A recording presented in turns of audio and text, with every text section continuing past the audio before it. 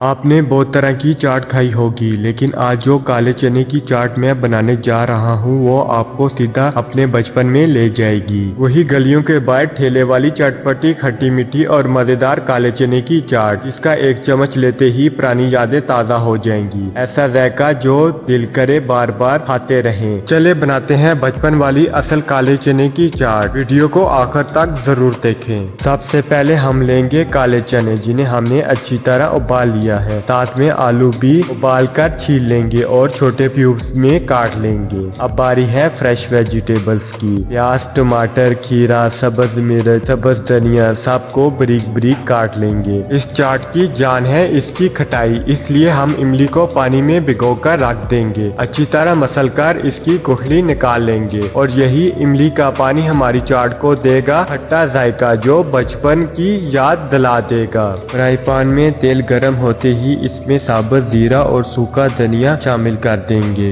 जीरे और सूखे धनिये को हल्का सा फ्राई करेंगे। जब जीरे और सूखे धनिये में खुशबू आने लगे तो हम इसमें अपने उबले हुए काले चने शामिल कर देंगे।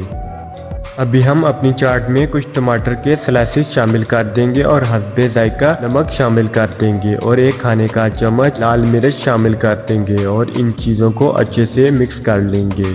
चीज़ों को अच्छी तरह मिक्स करने के बाद अभी हम इसमें इमली का पानी शामिल कर देंगे। याद रहे कि इमली के पानी को बिल्कुल खुश्क नहीं करना। अगर हम इमली के पानी को मुकम्मल खुश्क कर देंगे तो हमारी चाट की खटाई बिल्कुल ख़त्म हो जाएगी। इसलिए इमली का पानी हल्का सा रहने दें ताकि चाट में मज़ेदार खटास वाला जायका बरकरार रहे।